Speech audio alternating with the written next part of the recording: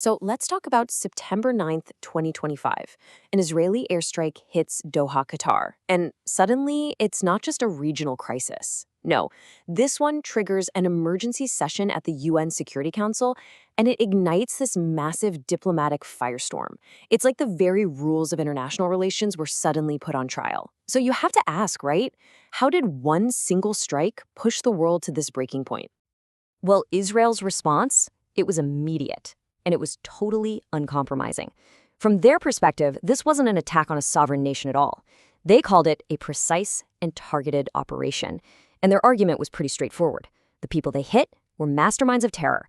And when it comes to terror, there's no such thing as a safe haven. Not anywhere. But on the other side, you have Qatar, and frankly, much of the world, seeing this in a completely different light. For them, this was an assault like no other, totally unprecedented. I mean, you can just hear the disbelief in the Prime Minister's voice when he asks the council that question. He wasn't framing this as a counter-terror op. He was framing it as a betrayal, a direct attack on a nation that was, in the middle of trying to broker peace. All right, so here's how we're going to break this down. First, what exactly happened in Doha? Then we'll dive into that huge clash, terrorism versus sovereignty. We'll look at why targeting a peacemaker is such a massive red line, explore the very real impact on Gaza's future, and then we'll get to the big one. Is there any path to peace left at all? Okay, let's start at the beginning. The attack in Doha. What are the core facts? What actually brought the world's top diplomats scrambling into this emergency session? So, according to Qatar's prime minister, the Israeli strike slammed into a residential compound. But, and this is the really critical detail here, this compound wasn't just some random building. It was specifically set aside for the Hamas negotiating team and their families. We're not talking about a secret hideout. This was a location that all the diplomats involved in the peace talks knew about. The strike didn't just cause damage. It left people injured and tragically killed a 22-year-old Qatari security officer who was just doing his job. And just like that, this one single act blew the lid off two completely clashing worldviews. It forced the Security Council to face this enormous, fundamental question. When does the fight against terrorism cross the line and become an unacceptable violation of another country's sovereignty? Right, so picture this scene. In the chamber of the Security Council, you have these two sides laying out arguments that are just worlds apart. On one hand, Israel's saying, look, this was a precise strike, no different from when the US or European countries take out terrorists on foreign soil.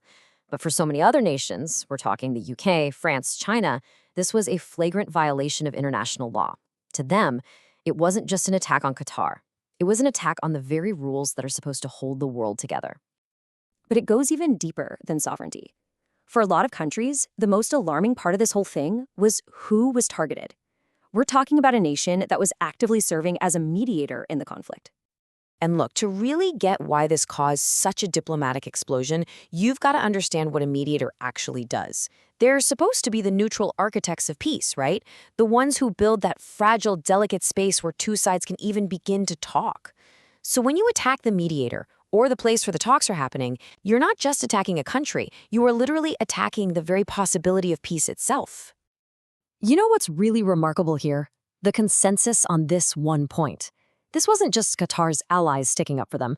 We heard it from pretty much everyone across the board.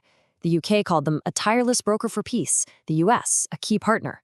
Even China chimed in, saying their role was highly appreciated. And that widespread praise, that's exactly why the attack just felt so incredibly counterproductive to so many people in that room. Okay, so this brings us from the high-level diplomacy in New York down to the devastating real-world consequences. Because a crisis like this has a direct and immediate impact on the lives of people on the ground, especially in Gaza. Just think about this number for a second. More than 65,000. That's the number of Palestinians killed in the conflict, a figure presented by Jordan's representative. It's just a staggering number. And it was meant to be a stark reminder to the Council of the sheer human toll of this war. And from Jordan's perspective, a strike like the one in Doha, that was only going to make that number climb higher. And then, another number, 48. In that very same meeting, Israel's representative brought up the 48 innocent people still being held hostage by Hamas. A reminder of the families living in agony every single day. This is the other side of that terrible human toll. And the absolute tragedy here is that the attack hit the very place where negotiations for their release were happening, making the path to bringing them home that much harder to see. So that's the immediate fallout right there. The attack was accused of basically sabotaging the three most urgent goals on the table. We're talking about ceasefire to stop the killing, the delivery of life-saving aid to people on the brink of famine, and, of course, the release of every single remaining hostage. So with the very act of diplomacy itself under fire, where do you possibly go from here? Was there any path to peace that the Security Council could actually agree on? The short answer? Nope. They couldn't. The proposed solutions were all over the map, completely at odds with each other. You had China demanding an immediate, unconditional ceasefire. The UK was talking long-term about a two-state solution. Other countries were just focused on upholding international law. And then Israel's demand was something else entirely. Condemn and expel Hamas and recognize there's no immunity for terrorists. The council wasn't just fractured. It was a perfect mirror of a deeply, deeply divided world. And so that leaves us with a really profound and honestly, a pretty unsettling question.